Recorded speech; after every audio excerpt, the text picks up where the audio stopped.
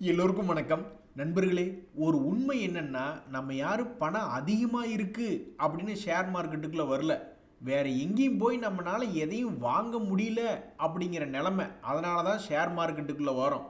Real எஸ்டேட்டுக்கு போகிறோம்னா நீ land வாங்கணும், வீடு கட்டணும், கிரகப்பிரவேசம் பண்ணணும், மொத்தமாக ஒரு 50 லட்சம் இல்லைன்னா 1 கோடியை கொண்டு வா அப்படின்றாங்க. டேய், அவ்வளவு இருந்தால் நான் பேங்க்கில் போட்டுட்டு மாதம் 1 லட்ச ரூபா அழகு போல் வட்டி வாங்கிட்டு வந்துட்டு இருப்பேனே. அதே மாதிரி தங்கம் வாங்குறதுக்கு ஒரு 10 பவுன் எடுக்கலாம், அல்லது ஒரு 5 பவுனில் ஒரு அழகான ஒரு ஆரம் எடுக்கலான்ட்டு போனால் நீ செய்கூலி சேதாரமாகவே எதுக்கு ஒரு 1 லட்சத்தை எடுத்துகிட்டு போ அப்படின்ற ஒரு நிலைமை. அப்போ தங்கம் வாங்கணுன்னா 5 லட்சம் 10 லட்சம் இருந்தால் தான் போகணும். வாங்கும் பொழுதே அதை நஷ்டத்தில் வாங்குற மாதிரி செய்கூலி சேதாரத்தில் ஒரு 10-20% போட்டு தள்ளிடுறாங்க. அதனால் அந்த காலத்தில் ஷேர் மார்க்கெட்டில் இருந்தால் ஏதோ பெரிய ஒரு மாதிரி பார்த்துக்கிட்டு இருப்பாங்க. இப்பவும் பெரிய ஆளுக மாதிரி பார்த்துக்கிட்டு இருப்பாங்க. சத்தியமாக எங்ககிட்ட காசு இல்லையா, காசு இல்லாதனால தான் நாங்கள் இங்கே வந்து 1000 ரூபாய்க்கு 2000 ரூபாய்க்கு வாங்கிக்கிட்டு இருக்கோம். ஸோ இப்போதைக்கு ஏழைகளின் புகலிடமாக ஷேர் மார்க்கெட் அப்படின்றது இருந்துட்டு இருக்கு. இந்த சமயத்தில் கோல்டு ஆகட்டும், ரியல் எஸ்டேட் ஆகட்டும் ரொம்ப ரொம்ப குறைவு. அதனால் நீங்கள் கோயம்புத்தூரில் இடம் வாங்கினாலும் சென்னையில் இடம் வாங்கினாலும் அதனுடைய பே ஆஃப் டயக்ராம் என்பது இப்படி தான் இருக்கும். ஒன்றா மேல் நோக்கி ஏறுற மாதிரியே தான் இருக்கிற மாதிரி இருக்கும், இல்லைன்னா கடைசியில் இருக்கிற வேலை இருந்துக்கிட்டே தான் இருக்கும். நீங்கள் தேடி தேடி புதுசாகலாம் கண்டுபிடிக்க முடியாது. இப்போ தான் ஒரு 15 கிலோமீட்டர் தள்ளி கோயம்புத்தூர் விட்டு ஒரு பிளாட்டு போட்டிருக்காங்க ஒரு ப்ரொமோட்டர் அப்படின்னா அடுத்த நாளே அதெல்லாம் புக் பண்ணிடுறாங்க. அதனால் பெரும்பாலும் இதில் தேர்ந்தெடுக்கிறதுல கோல்டும் ஒன்று தான், ப்ரிஷியஸ் மெட்டலில் கோல்டு ஒன்று தான் பெரும்பாலும் இருக்குது. ஸோ அதனால் ஏறினாலும் அதை அனுபவிச்சு தான் ஆகணும், இறங்கினாலும் அனுபவிச்சு தான் ஆகணும். இறங்குறதே இல்லை பெரும்பாலும். ஆனால் ஸ்டாக் மார்க்கெட்டில் பார்த்தீங்கன்னா இந்த கோல்டு ஆகட்டும், ரியல் எஸ்டேட் ஆகட்டும் ஒன்று தான். அதில் நீங்கள் அனுபவிச்சு தான் ஆகணும் நல்லது நடக்கும் பொழுது. ஆனால் ஸ்டாக்குகளை பொறுத்த வரைக்கும் 3000-4000 பங்குகள் இருக்கும் பொழுது அங்கே மட்டும் நீங்கள் ரொம்ப விவரமாக இருக்கணும், இல்லைன்னா கும்பாக தான். ஸோ கரெக்டான பங்குகளை தேர்ந்தெடுக்கணும். இப்போ தான் ஒரு நண்பர்கிட்ட டிஸ்கஸ் பண்ணிகிட்டு இருந்தேன். அதாவது சிச்சுவேஷனல் ஸ்டாக்ஸ். சமீபத்தில் எஸ் பேங்க் நியூஸ் வந்துச்சு, அதுக்கப்புறம் அது மேல் நோக்கி ஏறினா. அதுக்கப்புறம் ஜிஎம்டிசி பங்குல செய்தி வந்துச்சு, மேல் நோக்கி ஏறினா. அதுக்கப்புறம் பல்வேறு ஐபிஓக்கள் வருது, கிரே மார்க்கெட் ப்ரீமியம் நல்லா இருக்குது அப்படிங்கும் பொழுது லிஸ்டிங்லேயும் லாபம் கொடுக்குறான். லிஸ்டிங்க்கு அப்புறமும் மேல் நோக்கி ஏறி சிலதெல்லாம் லாபம் கொடுக்குது.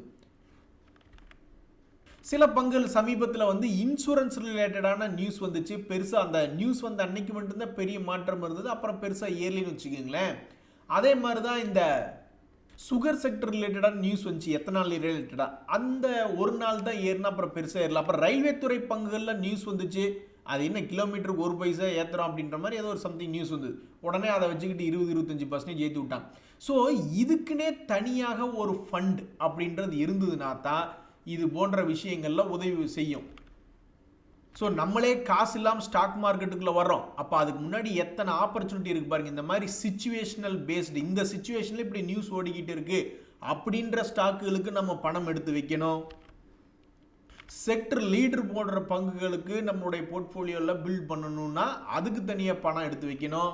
அப்புறம் திடீர்னு எவனாத்த குவார்ட்டர்லி ரிசல்ட்டில் சூப்பராக லாபம் பண்ணி எதிர்காலத்தில் நாங்கள் இப்படி தான் பண்ணுவோன்னு மேனேஜ்மெண்ட் கைடன்ஸ் கொடுத்தான்னு வச்சுங்க, அப்புறம் அந்த க்ரோத் ஸ்டாக்குகளை எடுத்து வைக்கிறதுக்கு பணம் என்பது எடுத்து வைக்கணும். இந்த மாதிரி எத்தனையோ விஷயத்தில் பணம் வேணும். இப்படியெல்லாம் பணமே நம்மளுக்கு பத்தாது. ஒவ்வொரு கான்செப்ட்லையும் ஒவ்வொரு தீம்லையும் போடுறதுக்கு பணமே நம்மளுக்கு பத்தாமல் இருக்கக்கூடிய நிலைமையில் ஏதாவது கும்பா குட்டி ஸ்டாக்குகள் எடுத்து லாக் ஆயிடாதீங்க நண்பர்களே. ஸோ ஒரு நண்பர் கூட சொல்கிறாரு, நான் வந்து என்னுடைய லேண்டை நான் விற்றுருந்தேன். ஸோ அந்த வகையில் ஒரு 40 லட்ச ரூபா வந்திருக்கு, அதை நான் என்ன பண்ணுறதுன்னு யோசிச்சுட்டு இருக்கேன், ஷேர் மார்க்கெட்டில் என்ன பண்ணலான்னு யோசிச்சுட்டு இருக்கேன் அப்படின்ற மாதிரி சொல்கிறாப்புல.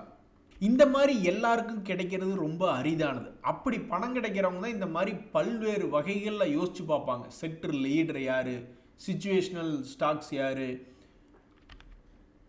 அதே மாதிரி க்ரோத் ஸ்டாக்ஸ் யார், இந்த மாதிரி அவங்கனால தான் இந்த மாதிரி டிஃப்ரெண்ட்டாக யோசித்து எல்லாத்தையும்லேயும் அவங்கனால தான் இன்வெஸ்ட்மெண்ட் என்பது பண்ண முடியும். ஸோ எதிர்காலத்தில் இந்த நண்பர் எப்படி இந்த 40 லட்சத்தை உபயோகப்படுத்தினார் அப்படின்னு தெரிஞ்சுக்கிறதுக்கு ரொம்ப ஆர்வமாக இருக்குது. அவருடைய எக்ஸ்பீரியன்ஸ் கொஞ்ச நாள் கழித்து பொறுத்திருந்து என்னாச்சு அப்படின்றத தெரிஞ்சுக்குவோம். நண்பர்களே, பல பங்குகள் வந்து ஏதாவது பதிலடி கொடுக்குறாங்களா? அதாவது உதாரணத்துக்கு பார்த்தீங்கன்னா ஃபாரினர்ஸ் வந்து தொடர்ந்து விற்கிறாங்க. இந்த அக்கும்ஸ் ட்ரக்ஸ் அப்படின்ற பேரை கேட்டால் உங்களுக்கு என்ன, அது அக்கும்ஸ் ட்ரக்ஸ் சிலேடையாக வருகிறது, இரட்டை கிளவியா அப்படின்ற மாதிரிலாம் தோணும். அது மாதிரி அக்கும்ஸ் ட்ரக்ஸ் அப்படின்ற பங்கில் எஃப்ஐஸ் வந்து முதல்ல 7.5% வச்சுருந்தாங்க. கொஞ்சம் கொஞ்சமாக கொடுத்து வெறும் 2.5% இப்போ அவங்க கையில் வச்சுருக்காங்க. ஆனால் இதுக்கு பதிலடி கொடுக்கும் விதமாக நம்மளுடைய டிஐஸ் வந்து என்ன அதுக்கு பதிலடி கொடுத்துருக்காங்கன்னா, அவங்க விற்கிறத பூரா இவங்க வாங்கி வாங்கி வச்சு கடைசியில் பார்த்தா 9.25% நம்ம டிஐஸ் வச்சுக்கிட்டு இருக்காங்க இந்த பங்கை. ஆனால் பாருங்க, இந்த அக்கும்ஸ் ட்ரக்ஸ் அப்படின்றது பாவம் 52 வீக் லோவில் இருக்கக்கூடிய ஒரு பங்காக இருக்குது. சமீபத்தில் ஏதோ ஒரு காரணத்தினால அதிகமான ட்ரேட் வால்யூம் என்பது நடந்திருக்கு. 2025 இந்த பங்கு என்ன செஞ்சது? 2025 இந்த பங்கு செஞ்ச வேலை என்ன அப்படின்னு பார்த்தீங்கன்னா, ஒரு முறை இதே மாதிரி ஒரு லோ ப்ரைஸ் 400 ரூபாய் அப்படின்னு வந்து விழுந்தப்ப அங்கிருந்து 600 ரூபாய்னு மார்க்கெட் ஏறினப்ப மேலே ஒரு 50% என்பது ஏறி இருக்கு, 400 to 600. ஆனால் அந்த ஒரே ஒரு ரவுண்டு தான் போயிருக்கான். அதுக்கப்புறம் அந்த பங்கு ஒரு தரைமட்ட நிலைமையிலேயே பாவம் 52 வீக் லோவில் விழுந்து கிடக்குது. தம்பி, உன்னை நம்பி நாங்கள் வேற எஃப்ஐஎஸ்க்கு பதிலடி கொடுத்து வச்சுருக்கோம். இந்த Q3 ரிசல்ட்டில் நல்ல அருமையான லாபமாக கொடு, ஏதாவது மோசமான ரிசல்ட் கொடுத்து எங்களை கவுத்து விட்டுறாத அப்படின்ற மாதிரி தான் இந்த பங்கை வைத்திருக்கக்கூடிய இந்த டிஐஸ் யோசிச்சுக்கிட்டு இருப்பாங்க. ஸோ இந்த அக்கும்ஸ் ட்ரக்ஸ் அப்படின்ற பங்கு டிஐஸினுடைய மானத்தை காப்பாற்ற போகிறதா இல்லையா அப்படின்றது இந்த ஷேரினுடைய விலையை அடுத்த குவார்ட்டர்லி ரிசல்ட் முதல் கொண்டு அடுத்தடுத்து வரக்கூடிய மாதங்களில் தான் தெரிய வரும். அதே மாதிரி நண்பர்களே, பணம் அதிகமாக இருக்கிறவங்களுடைய சூழ்நிலை எப்படின்னா, இன்னும் பத்தலை, இன்னும் ஏகப்பட்ட லாரியில் பணம் இருக்குது, ஆனாலும் பணத்தை இறக்கி விடுறதுக்கு ஒரு கரெக்டான சூழ்நிலை அமைஞ்சலையே அப்படின்னு சொல்லிட்டு நிறைய தேடி பார்த்துக்கிட்டே இருப்பாங்க. ஒரு உதாரணத்துக்கு, நீ 2026 பிறக்க போகுதுன்னா அவங்க பல்வேறு புரோக்கர்கள்ட்ட அக்கௌண்ட் வச்சுருப்பாங்க. ஒரு ஐசிஐசிஐ செக்யூரிட்டிஸ், ஹெச்டிஎஃப்சி செக்யூரிட்டிஸ், அது மாதிரி ஏஞ்சல் புரோக்கிங், எத்தனையோ பெரிய பெரிய புரோக்கர்கிட்டெல்லாம் அக்கௌண்ட் வச்சுருப்பாங்க. அந்த புரோக்கர்களே இந்த மாதிரி ரிசர்ச் பண்ணி அவங்களுடைய ரிப்போர்ட்ஸ் ஏதாவது கொடுப்பாங்க. அல்லது குளோபல் அனலிஸ்ட் வந்து 2026 அவுட்லுக் எப்படி இருக்குது, எந்த செக்டர் இருக்குது, எந்த செக்டரில் அவங்களுக்கு பிடிச்சிருக்கு அப்படின்ற மாதிரி அவங்களே வந்து எந்த பங்குகள் ஓரளவுக்கு சிறப்பாக இருக்கும் அப்படின்னு எல்லாமே யூகம்தான். அவங்க சொன்ன உடனே நடந்துட்டு தான் மறு வேலையா? அப்படி கிடையாது. ஸோ நீங்கள் எந்தெந்த புரோக்கரில் அக்கௌண்ட் வச்சுருக்கீங்களோ அவங்க இந்த மாதிரி ஏதாவது அவங்களுடைய ரிசர்ச் ரிப்போர்ட் அப்படின்றத வெளியிடும் பொழுது அதை பற்றி உங்களுடைய கருத்து என்ன அப்படின்றதெல்லாம் கமெண்ட்டில் பதிவிடும் பொழுது அது இன்னுமே பல பேர்த்துக்கு உதவியாக இருக்கும். இந்த புரோக்கர் இப்படி நினைக்கிறாங்களா இந்த ஷேரை பற்றி அப்படின்ற மாதிரிலாம் ஒரு உதவிகரமாக இருக்கும். நண்பர்களே, இப்போ ஒரு முக்கியமான விஷயத்தை பற்றி பேச போகிறோம். வாழ்வா சாவா அப்படின்ற ஒரு நிலைமை. போதும், நீங்கள் ஏற்கனவே ரொம்ப செஞ்சிட்டீங்க அப்படின்ற மாதிரிலாம் இங்கே யாரும் நினைக்கிறதில்ல. ஒரு உதாரணத்துக்கு, இந்த பர்கர் பாயிண்ட் இந்த வருஷத்தில் ஒரு 30% பக்கம் ஏறினா, அப்புறம் மறுபடியும் கீழே விழுந்துட்டு மறுபடியும் ஒரு 15% பக்கம் ஏறினா அப்படின்ற மாதிரி இருந்தாலும் அது இப்போ 200 days மூவிங் ஆவரேஜ் கிட்ட இருந்துக்கிட்டு வாழ்வா சாவா அப்படின்ற நிலைமை. மறுபடியும் தொடர்ந்து மேலே ஏறுமா கீழே வருமா அப்படின்றது தெரில. ஸோ 200 days இனி பழசெல்லாம் மறந்துட வேண்டியதுதான். போன வருஷம் அது வந்து 40-50% இறங்குச்சு, மறுபடியும் 40-50% ஏறிச்சு சம்பாரிச்சு கொடுத்தது அப்படின்றதெல்லாம் மறுபடியும் மறந்துட்டு மறுபடியும் 2026 இது போன்ற பங்குகள் இனி என்ன பண்ணுது அப்படின்றது பார்த்து தானே ஆகணும்.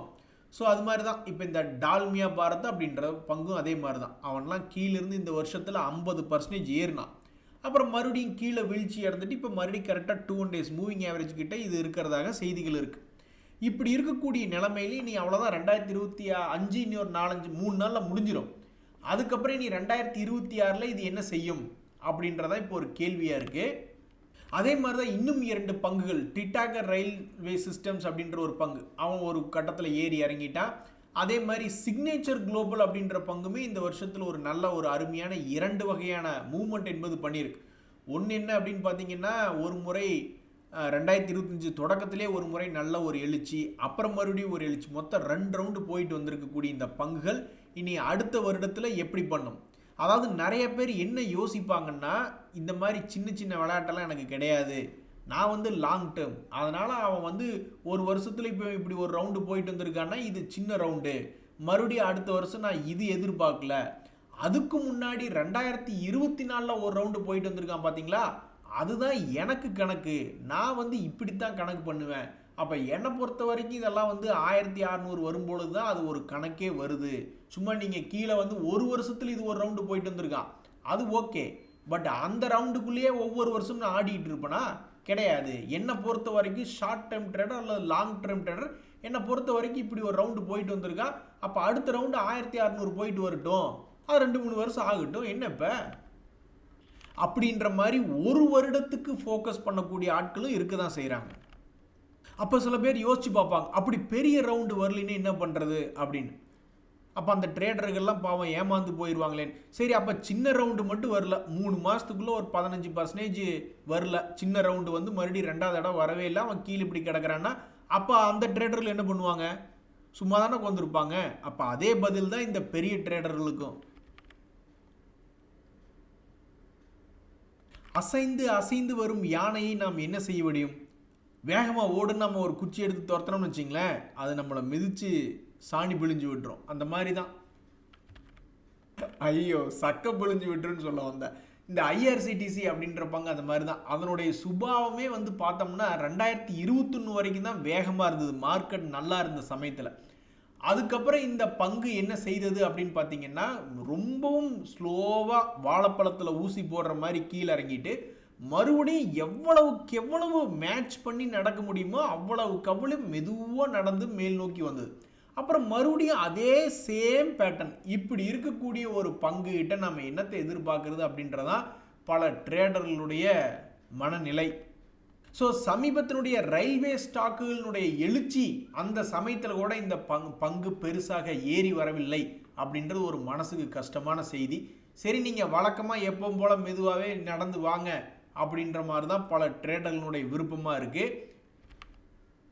நீங்கள் மோனோபோலியாக இருந்தாலும் சரி, எந்த பாலியாக இருந்தாலும் சரி, நீங்கள் மறுபடியும் என்னைக்கு 3வது முறையாக ஒரு 1100 1200 வரீங்களோ அன்னைக்கு உங்களுக்கு ஒரு கும்பிடு அப்படின்ற மனநிலைமையில் தான் காத்து கிடக்கும் பல ஷேர் ட்ரேடர்கள் நினச்சிட்டு இருப்பாங்க.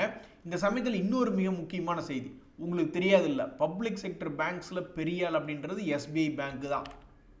அது செய்யக்கூடிய வருமானத்திலாம் வந்து மற்ற பப்ளிக் செக்டர் பேங்க்குகள்லாம் பக்கத்தில் கூட வர முடியாது. இந்த பங்கே ஒரு காலத்தில் வந்து 2017 2018 லாஸ் மேக்கிங் கம்பெனியாக காமிச்சிருக்காங்க. உங்களால் நம்ப முடியுதா? ஸ்டேட் பேங்க் ஆஃப் இந்தியாலாம் ஒரு காலத்தில் என்ன சொல்லுவாங்க, அந்த பேங்க்லின்னா இந்தியாவே இல்லை அப்படின்ற மாதிரி சொல்லுவாங்க.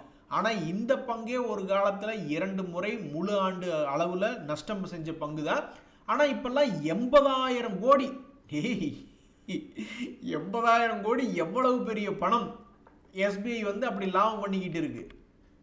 இவங்க பக்கத்தில் வேற ஒரு பயம் கிடையாது. பஞ்சாப் நேஷனல் பேங்கே ஆல்மோஸ்ட் ஒரு 17,000 கோடிக்கு பக்கத்தில் தான் ட்ரெயிலிங் 12 மந்த்ஸில் லாபம்னு காமிச்சிட்டு இருக்கு. பேங்க் ஆஃப் பரோடா அதுவும் ஒரு 19,000 பக்கத்தில் தான் காமிச்சிக்கிட்டு இருக்கு. ஸோ இது போன்ற பங்குகளினுடைய தற்போதைய நிலைமை என்ன அப்படின்னு பார்த்தீங்கன்னா, பேங்க் ஆஃப் பரோடா இருக்கிறதுலே உச்சியில் இருக்கு, பஞ்சாப் நேஷனல் பேங்கும் உச்சியில் இருக்கு, எஸ்பிஐ என்பது உச்சியில் இருக்கு. ஸோ அடுத்து வரக்கூடிய Q3 ரிசல்ட்டில் இந்த பங்குகள் என்ன செய்யும்?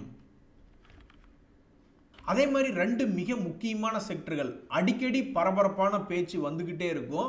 ஒன்று ரியல் எஸ்டேட், இன்னொன்று இந்த ஆயில் அண்ட் கேஸ் பேஸ் பண்ணி இருக்கக்கூடிய பங்குகள். திடீர்னு பார்த்தா ஐஓசி பிபிசி எல்லாம் ஏறிட்டு இருப்பான், திடீர்னு பார்த்தா ஒரு கட்டத்தில் ரிலையன்ஸு, ஓஎன்ஜிசி, ஆயில் இண்டியா இது போன்ற பங்குகள்லாம் மாறி மாறி ஏறுவதும் இறங்குவதுமாக இருக்கும்.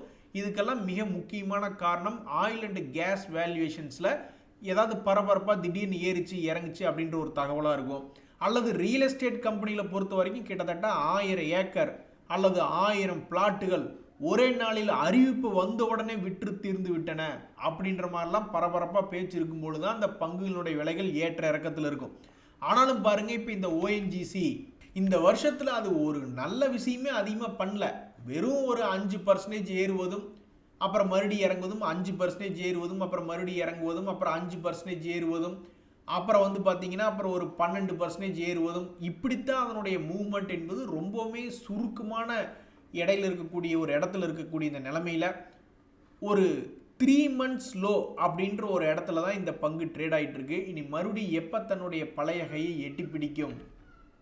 அதே மாதிரி ரொம்ப ஆச்சரியமாக இருக்குது, ரியல் எஸ்டேட் பிஸ்னஸில் இருந்துட்டு கடந்த சில குவார்ட்டர்களாக லாஸ் மேக்கிங்காகவே ரிப்போர்ட் பண்ணி கொண்டு இருக்கக்கூடிய ஒரு நிறுவனம் தான் ஆதித்யா பிர்லா ரியல் எஸ்டேட். எவ்வளோ பெரிய குரூப், ஆனாலும் அவங்களுக்கு இன்னும் ரியல் எஸ்டேட் சரியாக வரமாட்டேங்குது. இதுக்கு மிக முக்கியமான காரணம், முதல்ல ஒரு வேறு பிஸ்னஸில் இருந்தாங்க, பல்ப் அண்ட் பேப்பரில் இருந்துட்டு அப்படியே ரியல் எஸ்டேட் அப்படின்ற பிஸ்னஸில் அப்படியே தொடர்ந்து வந்துகிட்டு இருக்காங்க. ஸோ இந்த செக்டரே வந்து ஒரு பரபரப்பான டிமாண்ட் இருக்கக்கூடிய செக்டர் தான் ரியல் எஸ்டேட். ஆனால் அதுலேயும் லாஸ் மேக்கிங் பண்ணி வச்சுருக்காங்களே. அப்போ இவங்க லேட்டஸ்ட்டாக லான்ச் பண்ணியிருக்கக்கூடிய ப்ராடக்ட்ஸ் எல்லாம் ஓரளவுக்கு பிக்கப் ஆகிடுச்சா? அப்போ அடுத்து வரக்கூடிய குவார்ட்டர்லி ரிசல்ட்டில் இவங்காட்டி மட்டும் ஒரு ரிசல்ட் பாசிட்டிவ் விட்டாலும் மார்க்கெட்டில் இவனுக்கு ஒரு நல்ல பேர் கிடைக்குமே, அப்படி ஒரு ரிசல்ட்டை வந்து Q3ல வெளியிடுவானா இல்லையா அப்படின்றதா இது போன்ற டிமாண்ட் இருக்கக்கூடிய செக்டரில் இருக்கக்கூடிய ஒரு பரபரப்பான கேள்வி. நான் டீலரை வேலை பார்த்துக்கிட்டு இருக்கேன், இப்படி தான் ஒருத்தர் என்ன பண்ணுவார், லாஸ் மேக்கிங் கம்பெனியாக நோட் பண்ணிக்கிட்டே வருவார். அப்புறம் அது எப்பாவது டேர்ன் அரவுண்டு காமிச்சு திரும்புகிற மாதிரி கம்பெனி வந்து ஏதாவது ஒன்று தான் ரேராக அப்படி நடக்கும். சுஸ்லான் அப்படின்ற ஒரு பங்கு அப்படி தான் அவன் லாஸ் மேக்கிங் பண்ணிக்கிட்டே இருந்தான், அப்புறம் அப்படியே திரும்பி மேல் நோக்கி ஏறி வந்தான். அது மாதிரி ஒரு 7 ரூபாயிலிருந்து 70 ரூபாய்க்கு மேலேயெல்லாம் வந்தது. ஸோ லாஸ் மேக்கிங் கம்பெனிலையும் நிறைய பேர் நோட் பண்ணிக்கிட்டே வந்துட்டு அதில் ஏதாவது டேர்ன் அரவுண்ட் வருதா அப்படின்ற மாதிரி பார்த்துட்டு இருப்பாங்க. குறிப்பாக இந்த மாதிரி முன்னணி செக்டரில் இருக்கக்கூடிய கம்பெனிலையும் பார்க்க தான் செய்வாங்க. நம்மளை யாராவது திட்டாலோ அல்லது கோபமாக பேசிட்டாலோ நம்மளுக்கு உச்சகட்ட கோபம் அப்படின்றது வந்துடும். ஆனால் ஸ்டாக் மார்க்கெட்டில் அதெல்லாம் ஒன்றும் பண்ண முடியாது. ஒரு பெரிய கார்ப்பரேட் கம்பெனி இருக்குது, அதை பற்றி ஏதாவது புரோக்கர்களோ அல்லது ஏதாவது ஒரு அனலிஸ்ட்டுகளோ ஏதாவது ஒரு ரிப்போர்ட் கொடுக்குறாங்கன்னு வச்சிங்களேன், உடனே நம்ம கோபத்தில் கொந்தளிக்க முடியாது. அதுக்கு வந்து நம்ம கிளாரிஃபிகேஷன் போன்ற விஷயங்கள் தான் பண்ண முடியும். நிறைய பேர் வந்து அதைய சட்டமாக எடுத்துகிட்டு போகலாம், லா சூட் போடலாம் அப்படின்ற மாதிரிலாம் யோசிக்க மாட்டாங்க. ஏன்னா 1000 பேர் 10,000 பேர் வேலை செஞ்சுக்கிட்டு இருப்பாங்க. எவனாவது ஒருத்தர் ஏதாவது தப்பு பண்ணி விட்டான்னு வச்சிங்களேன், அப்போ சேர்த்து வச்சு நம்ம யாரை நீங்கள் சொன்னது சரியில்லை இதுதான் டேட்டான்னு நம்ம என்றைக்கு முதல்ல பண்ணி விட்டோமோ அன்றைக்கி அவனே வந்து நம்மளை ஏதாவது செஞ்சு விட்ருவோம் அப்படின்ற மாதிரி நிறைய பீஸ்ஃபுல்லாக தான் ஹேண்டில் பண்ணணும், எந்த பிரச்சனையும் இல்லாமல் தான் ஹேண்டில் பண்ணணும் அப்படின்ற மாதிரி தான் நினைப்பாங்க. ஸோ சமீபத்தில் கெய்ன்ஸ் அப்படின்ற பங்கு பயங்கரமாக கீழே விழுந்ததுக்கு கோட்டக் இன்ஸ்டிடியூஷனல் ஈக்விட்டிஸ் அவங்க கொடுத்த ஒரு ரிப்போர்ட்டும் காரணம். அதுக்கு அவங்க வந்து எதுவும் பண்ண முடியல, அவங்க கிளாரிஃபிகேஷன் என்பது தான் கொடுத்துருந்தாங்க. ஸோ இந்த டிசம்பர் மாதத்தினுடைய தொடக்கத்தில் தான் அந்த ரிப்போர்ட் வந்திருந்தது. 5000 ரூபாய்க்கு பக்கத்தில் அது ட்ரேட் ஆகிட்டு இருக்கும்போது அந்த ரிசல்ட் வந்த சமயத்தில், அந்த ரிப்போர்ட் வந்த சமயத்தில் அசால்ட்டாக 1000 ரூபாய்க்கு மேலே அசால்ட்டாக 3 நாட்கள் இறங்கிடுச்சு. அதுக்கப்புறம் அந்த கம்பெனி பல கிளாரிஃபிகேஷன்ஸ் எல்லாம் கொடுத்துருந்தாலும் இன்னும் அந்த பங்கினுடைய விலை என்பது இன்னும் பிக்கப் ஆகலை.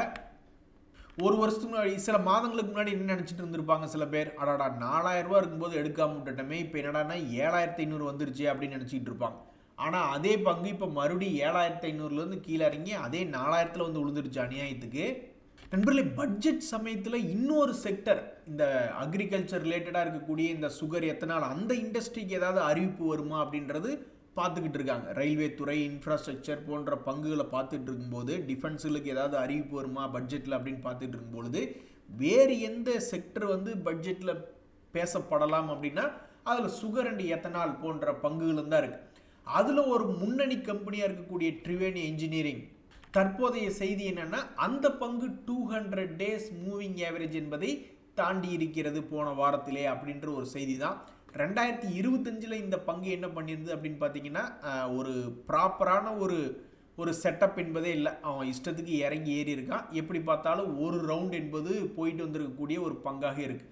அந்த ஒரு ரவுண்டு எப்படி போயிருக்குன்னு பார்த்தீங்கன்னா ஆல்மோஸ்ட் ஒரு 300 ரூபா ரேஞ்சிலிருந்து 450 ரூபாய்னு 50% வாலட்டிலிட்டி காமிச்ச பங்கு தான் இந்த பங்கு. இனி பட்ஜெட் சமயங்களில் இது என்ன ஆகும்ன்றது பொறுத்து இருந்து தான் பார்க்கணும். நண்பர்களே, சமீபத்தில் ட்ரேடர்களுக்கு பேரிடியாக அமைந்த சம்பவம் என்ன அப்படின்னா இந்த இண்டிகோ ஷேர் ரிலேட்டடான நியூஸ் தான். அதாவது மார்க்கெட்டில் நம்ம வச்சிருக்கக்கூடிய பங்கு ஃபோக்கஸில் வரணும்னா, மார்க்கெட்டுக்கு ஏதாவது ஒரு அட்டென்ஷன் வரணும்னா ஏதாவது ஒரு நல்ல நியூஸ் வரணும், கெட்ட நியூஸாக வந்துடக்கூடாது. ஆனால் இந்த இண்டிகோவில் பாவம் வந்த நியூஸ் என்னென்னா ஃப்ளைட் கேன்சலேஷன்ஸ் ரிலேட்டடான நியூஸ். அதுவும் இல்லாமல் இப்போ சமீபத்தில் வந்து புதிய ஏர்லைன்ஸுக்கு என்ஓசி கவர்மெண்ட் கொடுத்துருக்காங்க அப்படின்ற நியூஸ்கெல்லாம் சேர்ந்துக்கும் பொழுது இவனால் பாவம் கீழே விழுந்துட்டு மறுபடியும் 200 days மூவிங் ஆவரேஜை தாண்ட முடியல. எந்த ஒரு பங்குக்கும் என்னைக்காவது ஒரு வீழ்ச்சி என்பது வரும். ட்ரெண்ட் அப்படின்ற ஒரு பங்கு மிகவும் அற்புதமாக ஏறிட்டு இருந்தால் அப்புறம் வேல்யூவேஷன் அப்படின்ற ஒரு நியூஸ்னால கீழே விழுந்துட்டு அவனால் இன்னும் ஏற முடியல. அதே மாதிரி டைட்டன் அப்படின்ற பங்கு மிக அற்புதமாக ஏறிட்டு கீழே விழுந்து இப்போ மறுபடியும் ஓரளவுக்கு தங்கமயிலுடைய ரிசல்ட் வந்து தான் டைட்டனை தூக்கி விட்டுச்சு. அதுக்கப்புறம் டைட்டன் ஷேர் ப்ரைஸ் எழுச்சு.